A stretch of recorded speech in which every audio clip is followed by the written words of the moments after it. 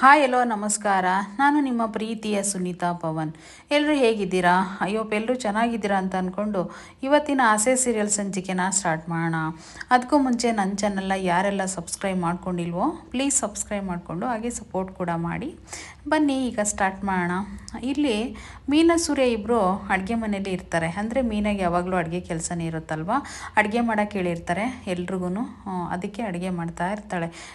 ಸೂರ್ಯ ಇದ್ಕೊಂಡು, ಹೇ ಮೀನಾ, ನನಗೆ ಯಾಕೋ ತುಂಬ ಡೌಟ್ ಹೊಡಿತಿದೆ ಕಣೆ, ಇವರು ಏನಕ್ಕೆ ಬಂದಿದ್ದಾರಂತಲೇ ಗೊತ್ತಾಗಲಿಲ್ಲ. ಅವರಷ್ಟೊಂದು ಶ್ರೀಮಂತರು ಆದರೂ ಕೂಡ ಈ ರೀತಿ ಎಲ್ಲ ಬಂದ್ಬಿಟ್ಟು ನಮ್ಮ ಮನೇಲಿ ಇರೋವಂಥವರೇ ಅಲ್ಲ, ಏನೋ ಪ್ಲಾನ್ ಮಾಡ್ಕೊಂಡು ಬಂದಿದ್ದಾರೆ ಮೀನಾ ಅಂತೇಳಿ ಸೂರ್ಯ ಹೇಳ್ತಾ ಇರ್ತಾನೆ. ಆವಾಗ ಮೀನಾ ಇದ್ಕೊಂಡು, ರೀ ಆಗೇನಿಲ್ಲ ರೀ, ನೀವು ಯಾವಾಗಲೂ ಇದೇ ರೀತಿಯೇ ನೋಡ್ತಾ ಇರ್ತೀರ ಬೇರೆಯವ್ರನ್ನೆಲ್ಲನ, ಅವ್ರು ಹೆಂಗೆ ಕಾಂಪ್ರಮೈಸ್ ಆದ್ರಲ್ವಾ, ಎಲ್ಲ ಸರಿ ಹೋಯ್ತು ಅಂತ ಬೇರೆ ಹೇಳಿದ್ರಲ್ವಾ, ನೀನು ಅದಕ್ಕೆ ಟೆನ್ಷನ್ ಮಾಡ್ಕೋಬೇಡ, ನೀನು ಸುಮ್ಮನೆ ಆರಾಮಾಗಿರು ಅಂತ ಹೇಳಿ ಮೀನಾ ಹೇಳ್ತಾಳೆ. ಆದರೆ ನೀವೇನೇ ಹೇಳಿ ಮೀನಾ, ಅವರು ನಮ್ಮಪ್ಪ ಅವರಿಬ್ಬರು ಜೊತೆಗೆ ಕೆಲಸ ಮಾಡ್ತಾ ಇದ್ದಿದ್ದು. ಆದರೆ ಅವ್ರು ಏನು ಮಾಡಿದ್ರು ಗೊತ್ತಾ, ಚೆನ್ನಾಗಿ ಲಂಚ ಕೊಟ್ಬಿಟ್ಟು ಬೇರೆ ದೊಡ್ಡ ಪೋಸ್ಟಿಗೆ ಹೋಗಿ ಚೆನ್ನಾಗಿ ಕೆಲಸಕ್ಕೆ ಸೇರಿಕೊಂಡು ಅಲ್ಲಿ ಕೂಡ ಚೆನ್ನಾಗೆಲ್ಲ ಲಂಚ ತೊಗೊಂಡು ಚೆನ್ನಾಗಿ ಶ್ರೀಮಂತರಾಗಿದ್ದಾರೆ ಕಣೆ, ಅವ್ರು ತುಂಬ ಪ್ಲಾನ್ ಮಾಡ್ತಾರೆ ಅಂತ ಹೇಳ್ಬಿಟ್ಟು ಹೇಳ್ತಾ ಇರ್ತಾರೆ. ಅಂದ ತಕ್ಷಣವೇ ಶ್ರುತಿ ಬಂದುಬಿಡ್ತಾಳೆ, ಅದನ್ನು ಕೇಳಿಸ್ಕೊತಾಳೆ. ಸೂರ್ಯ ಅವರೇ, ನೀವೇನು ಮಾತಾಡ್ತಾ ಇದ್ದೀರಾ, ನಮ್ಮ ಅಪ್ಪನ ಬಗ್ಗೆ ಇಷ್ಟು ಕೆಟ್ಟದಾಗೆಲ್ಲ ಮಾತಾಡಬಾರ್ದು ನೀವು ಅಂತ ಹೇಳ್ಬಿಟ್ಟು ಹೇಳ್ತಾರೆ. ಅಲ್ಲಿಗೆ ರವಿನೂ ಬರ್ತಾನೆ, ಹಾಗೆ ರಂಗನಾಥ್ ಅವ್ರು ಕೂಡ ಬರ್ತಾರೆ. ಬಂದ ತಕ್ಷಣವೇ, ಅಲ್ಲ ಹೇಳೋದು ಕೇಳಿ, ನಾನು ಸುಮ್ಮನೆ ಹಾಗೆ ಅಂದೆ ಮಾತಾಡ್ತಾ ಇರಬೇಕಾದಾಗ ಅಂತ ಸೂರ್ಯ ಅಂತಾನೆ. ನೋಡ್ರಿ, ಒಳ್ಳೆ ಮಾತನಾಗ ಹೇಳ್ತಾ ಇದ್ದೀನಿ, ನಿಮ್ಮ ಕೈ ಮುಗಿದು ಬೇಡ್ಕೋತಾ ಇದ್ದೀನಿ, ಆದರೆ ನಮ್ಮ ಅಪ್ಪನ ಬಗ್ಗೆ ನನ್ನ ಎದುರಿಗೆ ಇಷ್ಟೊಂದು ಕೇಬಲ್ವಾಗಿ ಮಾತಾಡ್ಬಿಡಿ ಸೂರ್ಯ ಅವರೇ, ಪ್ಲೀಸ್ ನೀವು ಈ ಥರ ಎಲ್ಲ ಮಾತಾಡಬಾರ್ದು ಅಂತ ಹೇಳ್ಬಿಟ್ಟು ಹೇಳ್ತಾರೆ.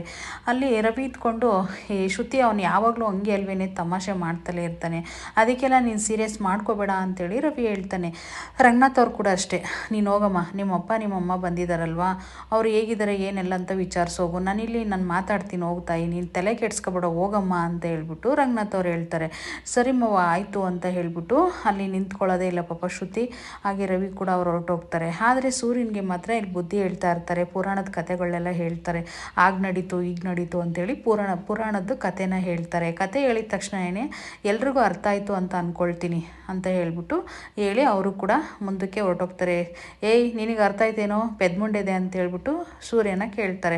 ಹಂಗೆ ಕೇಳಿದ ತಕ್ಷಣ, ಅಂದರೆ ನಾನು ರಾವಣನ ಅಪ್ಪ, ನೀನು ರಾವಣನ ಕಥೆನೇ ಹೇಳಿದ್ದು ಅಂತ ಹೇಳಿದಾಗ, ರಾವಣ ಆದರೂ ಕೂಡ ರಾವಣನ ಥರ ಹಾಡಬೇಡ ನೀನು, ರಾವಣನ ಥರ ಇಲ್ದಂಗೆ ಸ್ವಲ್ಪ ಸ್ಮೂತಾಗೆ ಹ್ಯಾಂಡ್ಲು ಮಾಡಬೇಕಪ್ಪ ನೀನು ಅಂತ ಹೇಳಿ ಹೇಳ್ತಾರೆ. ಇಲ್ಲಿ ಮೀನಾ ಇದ್ಕೊಂಡು, ನೀನು ರಾವಣ ಅಲ್ಲ ರೀ, ನೀವು ರಾಕ್ಷಸ ನೀನು ಅಂತೇಳಿ ಹೇಳ್ತಾ ಇರ್ತಾಳೆ. ನೀನೇನು ಕಮ್ಮಿನಾ, ನೀನು ಇನ್ನೂ ದೊಡ್ಡ ಯಮ ರಾಕ್ಷಸಿ ನೀನು ಕೋಪ ಬಂದರೆ ಏನು ಸುಮ್ಮನೆ ಇರ್ತೀಯ, ನೀನು ಅದೇ ಥರ ತಾನೇ ಹಾಡ್ತೀಯ ಅಂದಾಗ, ರೀ ಸುಮ್ಮನೆ ರೀ, ನೋಡ್ರಿ ಕಾಲು ಎಳಿಬೇಡ್ರಿ ನನಗೆ ಅಂತೇಳಿ ಮೀನಾ ತಮಾಷೆ ಮಾಡ್ತಾ ಇರ್ತಾಳೆ. ಆವಾಗ ರವಿ ಕೂಡ ಸೂರ್ಯ ಕೂಡ ಅಷ್ಟೇ ಒಂಥರ ತಮಾಷೆ ನಗ್ತಾ ಇರ್ತಾರೆ. ಇಬ್ಬರು ಎಲ್ಲರೂ ಸಂತೋಷದಿಂದ ಊಟ ಮಾಡ್ತಾ ಇರ್ತಾರೆ. ಎಷ್ಟು ಚೆನ್ನಾಗಿದೆ ಊಟ, ತುಂಬ ಚೆನ್ನಾಗಿ ಮಾಡಿದ್ದಾರೆ ಮೀನವ್ರ ಊಟ ಅಂತ ಹೇಳ್ಬಿಟ್ಟು ರವಿಯರ ಅಪ್ಪ ತಿಂತಾ ಇರ್ತಾನೆ. ಅಪ್ಪ ಡೈಲಿ ಇದೇ ಥರನಪ್ಪ ಊಟ ಮಾಡೋದು, ತುಂಬ ಚೆನ್ನಾಗಿ ಅಡುಗೆ ಮಾಡ್ತಾರೆ. ನಾವು ರೆಸ್ಟೋರೆಂಟ್ ಓಪನ್ ಮಾಡಿದಾಗ ಏನು ಮಾಡಬೇಕು ಗೊತ್ತಾ, ಮೀನನ್ನ ನಾವು ಅಡುಗೆ ಮಾಡೋಕ್ಕೆ ಬಿಟ್ಕೊಂಡು ಒಳ್ಳೆ ಹಾಗೆ ಜನಗಳೆಲ್ಲ ಊಟ ತಿಂದೋಗಿ ತುಂಬ ಚೆನ್ನಾಗಿದೆ ಊಟ ಅಂತ ಹೇಳ್ಬಿಟ್ಟು ಮ್ಯಾನೇಜರ್ ಮಾಡಬೇಕಪ್ಪ ಮೀನವ್ರನ್ನ ಅಂತ ಹೇಳ್ಬಿಟ್ಟು ಹೇಳ್ತಾರೆ. ಇಲ್ಲಿ ಸೂರ್ಯ ಇದ್ಕೊಂಡು, ಅಂದರೆ ನಾನು ಹೇಳ್ತಿ ಮನೇಲಿ ಮಾಡೋದಲ್ದ ಅಲ್ಲಿ ಕೂಡ ಬಂದು ಅಡುಗೆ ಮಾಡಬೇಕೇನೋ ಅಂತೇಳಿ ಕೇಳ್ತಾರೆ. ಆಗಲ್ಲ ಸೂರ್ಯ, ಮ್ಯಾನೇಜರ್ನೇ ಮಾಡ್ತೀನಿ, ಅವ್ರು ಚೆನ್ನಾಗಿ ಬೆಳೆದು ಚೆನ್ನಾಗಿ ದೊಡ್ಡರಾದಾಗ ಅವ್ರಿಗೂ ಕೂಡ ಶೇರ್ ಕೊಡ್ತೀನಿ ಅಂತ ಹೇಳ್ಬಿಟ್ಟು ಶ್ರುತಿ ಹೇಳ್ತಾಳೆ. ಅವಾಗೆ ಸೂರ್ಯನಿಗೆ ತುಂಬ ಖುಷಿ ಆಗ್ಬಿಡುತ್ತೆ. ಆದರೆ ಇಲ್ಲಿ ಮಾತ್ರ ಇವಳಿಗೆ ಶಾಂತಿಗೆ ಹೊಟ್ಟೆ ಕಿಚ್ಚು. ಎಲ್ಲ ನಾವೇ ಚೆನ್ನಾಗಿ ಮಾಡ್ತೀವಿ ಅಂತ ಹೇಳಿಬಿಟ್ಟು ಅಡುಗೆನ ಹೊಗಳಬೇಡಿ, ಏನು ಅಷ್ಟೇನು ಚೆನ್ನಾಗೇನಿರಲ್ಲ ಅಂತ ಹೇಳ್ಬಿಟ್ಟು ಹೇಳಿದಾಗ, ಅಯ್ಯೋ ಯಾಕಮ್ಮ ಪಲ್ಯ ಮತ್ತು ಜಾಸ್ತಿ ಹಾಕು, ಪಲ್ಯ ಇನ್ನೊಂದು ಸ್ವಲ್ಪ ಹಾಕು ಅಂತ ಹೇಳ್ತಾ ಇದೆಯಾ ಅಂತ ಹೇಳಿದಾಗ, ಇಲ್ಲಿ ಶ್ರುತಿಯವ್ರ ಅಪ್ಪ ಇದ್ಕೊಂಡು, ಇಲ್ಲ ಕಣಮ್ಮ ಊಟ ತುಂಬ ಚೆನ್ನಾಗಿದೆ, ಅಡುಗೆ ತುಂಬ ಚೆನ್ನಾಗೇ ಮಾಡಿದ್ದಾರೆ ಅಂತೇಳಿ ಹೇಳ್ತಾರೆ. ಇಲ್ಲೊಂದು ಕಡೆ ಮನೋಜ ಹಾಗೆ ಶ್ರುತಿ ಕೂಡ ಸೋಫಾ ಸೆಟ್ ಮೇಲೆ ಕೂತ್ಕೊಂಡು ಊಟ ಮಾಡ್ತಾ ಇರ್ತಾರೆ. ಊಟ ಮಾಡಬೇಕಾದಾಗ ಇಲ್ಲಿ ಶ್ರುತಿಯವ್ರ ಅಪ್ಪ ಇದ್ಕೊಂಡು ಸುಮ್ಮನೆ ಊಟ ಮಾಡಬೇಕಾದಾಗ ಸುಮ್ಮನೆ ಇಲ್ಲ ಅವರು. ಅಲ್ಲ ಕಣಮ್ಮ, ನಿಮ್ಮಪ್ಪ ಮಲೇಷ್ಯಾದಲ್ಲಿ ಇದ್ದಾರೆ ಅಂತ ಹೇಳ್ತಿರಲ್ಲ, ನಿಮ್ಮಪ್ಪ ಒಂದ್ಸರಿ ನಿಮ್ಮನ್ನು ನೋಡೋಕ್ಕೆ ಬಂದಿಲ್ವಾ ಅಂತೇಳಿ ಕೇಳ್ತಾರೆ. ಹಂಗೆ ಕೇಳಿದ ತಕ್ಷಣವೇ ರೋಹಿಣಿಗೆ ತುಂಬ ಕೋಪ ಬಂದ್ಬಿಡುತ್ತೆ. ಇಲ್ಲ ಅಂಕಲ್, ಅವರು ಬರೋಕ್ಕಾಗಿಲ್ಲ, ಅವರು ಅಲ್ಲಿಂದ ಬರೋಕ್ಕಾಗ್ತಿಲ್ಲ ಅಂತಂದಾಗ ಇಲ್ಲಿ ರೋಹಿಣಿ ಇದ್ಕೊಂಡು ಏನು ಹೇಳ್ತಾಳೆ, ಅಲ್ಲ ಶ್ರುತಿ ಇವ್ರು ಶಾಂತಿ ಅವ್ರು ಇದ್ಕೊಂಡು ಯಾಕೆ ಬರೋಕ್ಕಾಗಿಲ್ಲ ಅವ್ರಿಗೆ ಯಾವಾಗಲೂ ವಿಡಿಯೋ ಕಾಲ್ ಮಾಡ್ತಾ ಇರ್ತಾರೆ, ಮಗಳಿಗೆ ವಿಡಿಯೋ ಕಾಲ್ ಜೊತೆ ಮಾತಾಡ್ತಾರೆ ಅಂತ ಹೇಳ್ತಾರೆ. ಅವಾಗ ಹಂಗೆ ಹೇಳಿದ ತಕ್ಷಣ ಹೌದಾ, ಹಾಗಾದರೆ ಒಂದು ಸರಿನೂ ಮಗಳನ್ನ ನೋಡಬೇಕಂತ ಅನಿಸೇ ಇಲ್ವಾ, ಅವ್ರು ಅಲ್ಲಿಂದ ಬಂದೇ ಇಲ್ವಾ ಅಂತ ಹೇಳ್ಬಿಟ್ಟು ಶ್ರುತಿ ಅವ್ರ ಅಮ್ಮ ಹೇಳ್ತಾರೆ.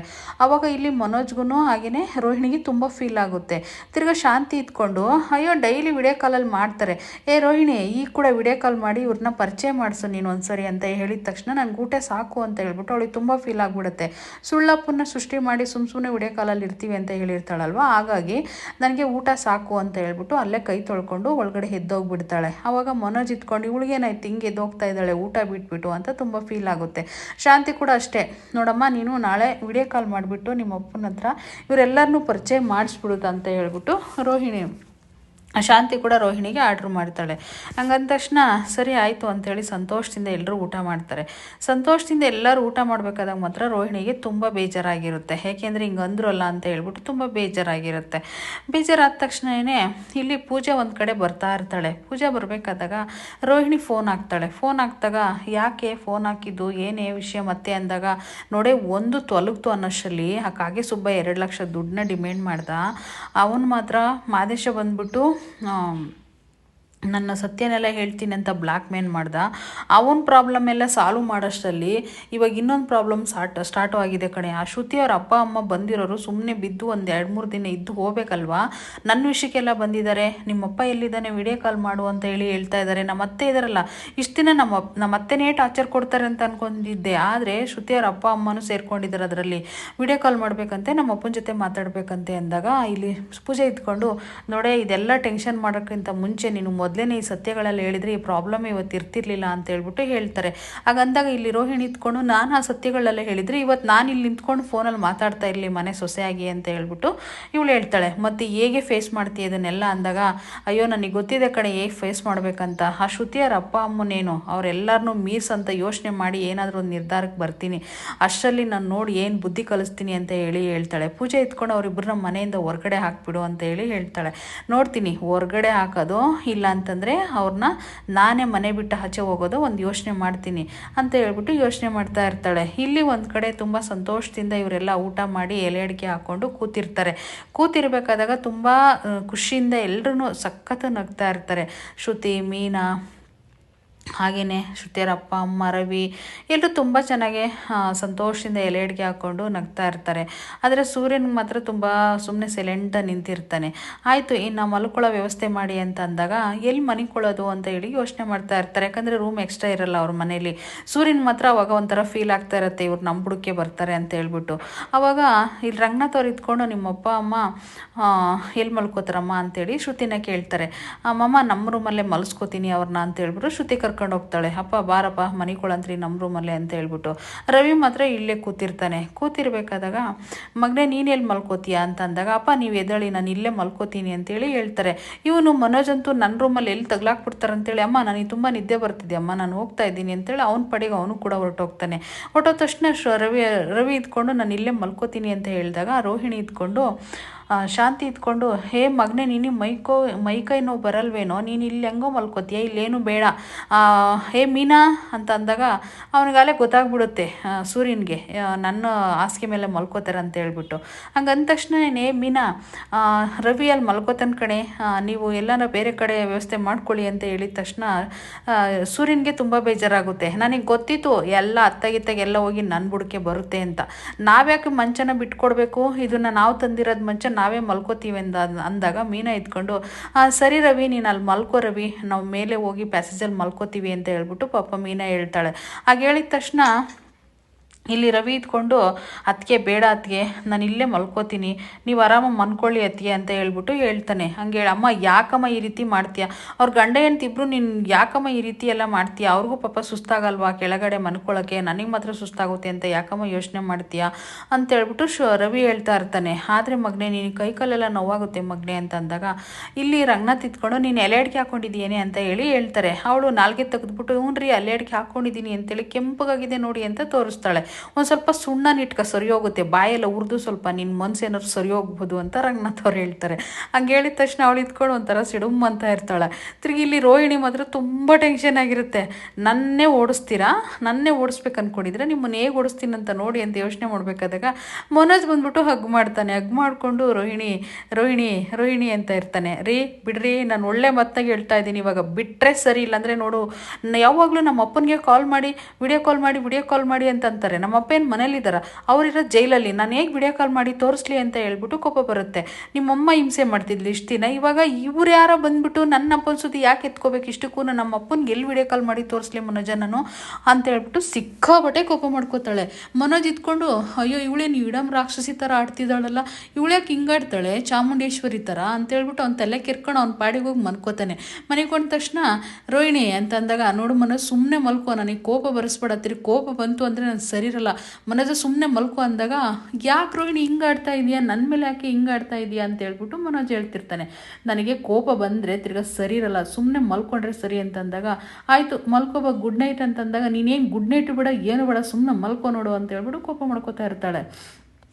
ಇಲ್ಲಿ ಒಂದು ಕಡೆ ಸೂರ್ಯ ಪಾಪ 2 ತೆಲ್ದಿಮ್ ತೊಗೊಂಡು ಚಾಪೆ ತೊಗೊಂಡು ಈ ಕಡೆ ಬಂದಿರ್ತಾನೆ. ಬಂದು ಮಲ್ಕೊಳ್ಳೋಣ ಪ್ಯಾಸೇಜಲ್ಲಿ ಅಂತ ಹೇಳ್ಬಿಟ್ಟು ಮಲ್ಕೊಳ್ಳೋಣ ಅಂತೇಳಿ ಹಾಸಿಗೆ ಹಾಸ್ಬೇಕಾದಾಗ ಆ ಚಾಪೆನ ಕಿತ್ಕೊಳಕ್ಕೆ ಹೋಗ್ತಾಳೆ ಮೀನಾ. ಆಮೇಲೆ ತೆಲ್ದಿಮ್ಗಳು ಕಿತ್ಕೊಳಕ್ಕೆ ಹೋಗ್ತಾರೆ, ಹಾಸದ್ನೆಲ್ಲ ಕಿತ್ಕೊಳಕ್ಕೆ ಹೋಗ್ತಾರೆ, ಅವನ್ನ ತಡೆಯೋಕ್ಕೆ ಹೋಗ್ತಾಳೆ. ಅವನು ಕೋಪ ಬಂದುಬಿಟ್ಟಿರುತ್ತೆ. ಯಾಕೆಂದರೆ ಸೂರ್ಯ ರವಿ ಬೇರೆ ಹೇಳಿರ್ತಾರಲ್ವ, ನೀನು ಇಲ್ಲೇ ಮಲ್ಕೋ ನಾವು ಹೋಗ್ತೀವಿ ಅಂತ ಹೇಳ್ಬಿಟ್ಟು, ಅದಕ್ಕೆ ಸಿಟ್ಟು ಬಂದಿರುತ್ತೆ.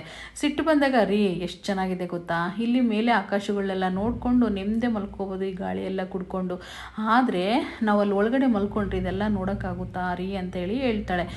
ಬಿಡಮ್ಮ, ನೀನು ಯಾವಾಗಲೂ ಬೇರೆ ಸಪೋರ್ಟ್ ಮಾಡ್ಕೊಂಡಿರು. ಅಲ್ಲ ಕಡೆ, ನಾನು ಕಷ್ಟಪಟ್ಟು ಮಂಚನ ತಂದಾಕ್ದಾಗ ಅಲ್ಲಿ ಶಾಂತಿ ಏನಂದ್ಲು, ಅವತ್ತು ಇಲ್ಲಿ ಜಾಗ ಇಲ್ಲ ಮಂಚ ಏನಕ್ಕೆ ತಂದೆ ಅಂತ ಅಂದ್ಲು.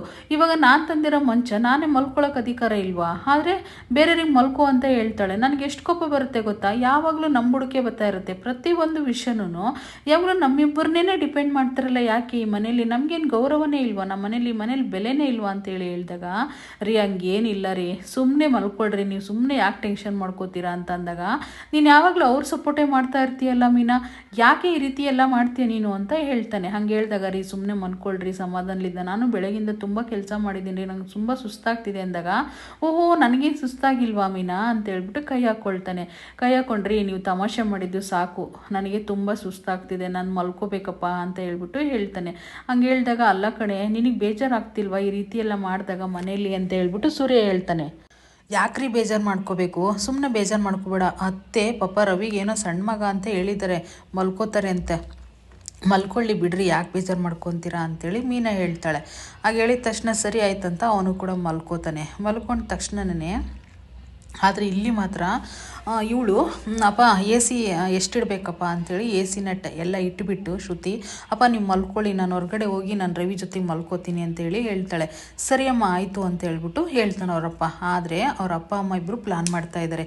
ರೀ ಇವತ್ತಿಂದು ಚಾಪ್ಟರ್ ಮುಗೀತು, ನಾಳೆ ಏನು ಮಾಡಬೇಕು ಗೊತ್ತಾ, ನಾವಿಬ್ಬರು ಹೇಗಾದರೂ ಮಾಡಿ ಈ ಮನೇಲಿ ನಾವು ಜಗಳನ ತಂದಿಡಬೇಕು. ಜಗಳನ ತಂದಿಟ್ಟಾಗ ಶ್ರುತಿಗೆ ಕೋಪ ಬರುತ್ತೆ, ನಮ್ಮನ್ನು ಅವಮರ್ಯಾದೆ ಮಾಡೋದು ಅಪ್ಪ ಅಮ್ಮನಿಗೆ ಅವಳಿಗೆ ಇಷ್ಟ ಆಗಲ್ಲ, ಆವಾಗ ನಮ್ಮ ಸಪೋರ್ಟಾಗಿ ಮಾತಾಡ್ತಾಳೆ. ರವಿ ಇದ್ಕೊಂಡು ಅವ್ರ ಅಣ್ಣನಿಗೆ ಅವಮರ್ಯಾದೆ ಆಗೋದು ಸೂರ್ಯನಿಗೆ ಇಷ್ಟ ಆಗಲ್ಲ, ಅವನು ಅವ್ರ ಅಣ್ಣನ ಸಪೋರ್ಟ್ ಮಾತಾಡ್ತಾನೆ. ಆವಾಗ ನಾವು ಆರಾಮಾಗಿ ನನ್ನ ಮಗಳನ್ನ ಕರ್ಕೊಂಡು ನಮ್ಮ ಮನೆಗೆ ಹೋಗ್ಬೋದಲ್ಲ ಅಂತೇಳಿ ಪ್ಲ್ಯಾನ್ ಮಾಡಿಬಿಡ್ತಾರೆ ಇಬ್ಬರು ಕೂಡ. ಇದಾಗಿತ್ತು ಇವತ್ತಿನ ಸಂಚಿಕೆ, ಮತ್ತೆ ನಾಳೆ ಸಿಗ್ತೀನಿ. ಅಲ್ಲಿವರೆಗೂ ಥ್ಯಾಂಕ್ ಯು ಆಲ್.